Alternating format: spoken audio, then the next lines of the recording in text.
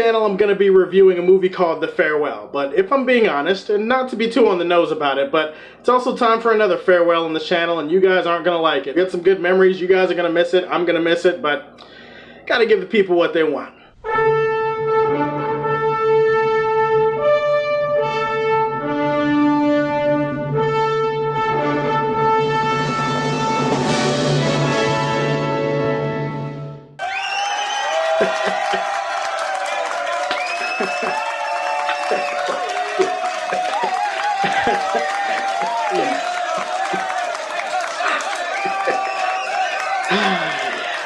What was I even talking about before? Oh yeah, the Farewell, right. Still gotta do a review for that. Okay, so you've seen that. Now it's time to move on to more important stuff. The Farewell is a movie that is directed by Lulu Wang, or Lulu Wang. I think it's Lulu Wang. It stars Awkwafina and Zima. Zima, I still know him as Chang from 24, the rat bastard. The concept behind the story is kind of interesting. Awkwafina stars as a young woman who's been living in America for a while now. She and her parents actually have been living in America for over 20 years. One day she gets the very bad news that her grandmother, the matriarch of the family, is dying. And she's not going to be around anymore. She's suffering from some kind of cancer or something. She also finds out that the rest of her family has decided not to tell the grandmother that she's dying. They all know that she's dying. She doesn't know that she's dying, and no one else in the family is going to tell her. Some kind of wedding that's planned in China, and this is really just an excuse to get the family together so that they could say goodbye, basically, to the grandmother, who again does not know that she is dying, but everyone else knows that she is, and they have to try to keep this from her, and this becomes a bigger moral issue for everyone in the family the longer the film goes on. I like movies where I can go into a movie and there's a sense of discovery with it, because I discovered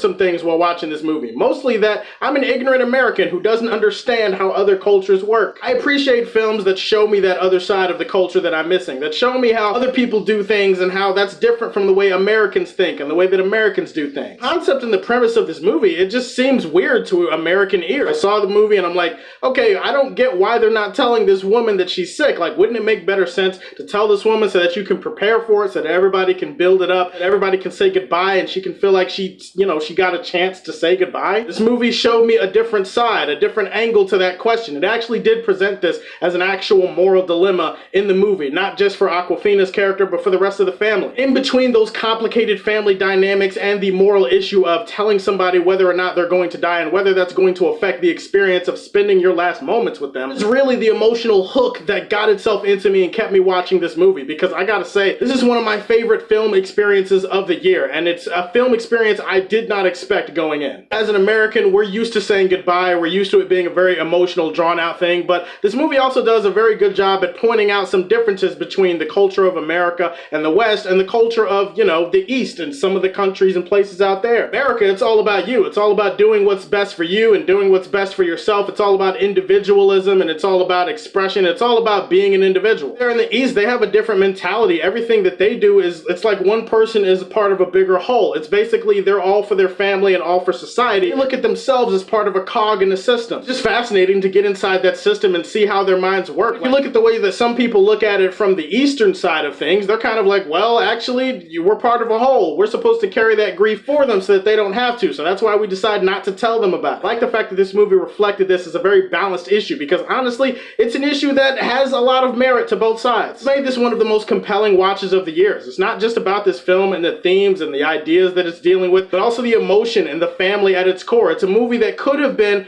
about so many things. In fact, in a lot of ways, it is about a lot of things, but it kept its focus on the things that mattered. Shout out Awkwafina. Awkwafina was sensational in this movie. Normally when I see Awkwafina in a movie, I'm like, okay, she's just there to be the funny person. She's just there to carry the comic relief portion. No, in this movie, she wasn't just the funny person. Like, her character had a lot of depth to her. Her character had a lot of range. And as an actress, she displayed that range in full display for everybody to see. A performance like this definitely makes me more interested to see Awkwafina in more serious, dramatic roles, because she definitely proved in this movie that she can pull it off. All of the performances in the movie feel very real. All of the writing for these characters feels very authentic. It's a film that also has gorgeous lighting and cinematography. I don't know if it was shot on location, but I like the fact that they made everything look really beautiful in this movie, especially when they were in China. Whether or not to tell somebody whether they're dying and what that will do for you and what that will do for them. A lot of characters in this movie don't know how to react around this woman because they know that she's gonna die now. There's an undercurrent of tension and emotion woven into every scene, because every character that's in a scene with her feels like this is one of their final scenes, one of their final times they're ever going to get to spend with her. I really appreciated the direction and the approach by the director. I really appreciated the execution of the performances, the musical score, the cinematography. But mostly, I appreciate that they took a concept like this and they made it something that I can understand, something that I can dissect from multiple perspectives. And I like movies that give me that sense of discovery, give me that sense of perspective that I didn't have before. I really have minor nitpicks with the film. I do think that it got off to kind of a slow start. Like in the first 20 minutes, it took me a little bit to get invested in things. I do think later on in the film, there are some scenes that drag on a little bit unnecessarily. There is a wedding scene that takes place somewhere close to the third act of this movie. It just went on for a little bit too long. It felt a little bit self-indulgent. I'm gonna say farewell to the farewell, and I'm gonna put it where it belongs on this channel,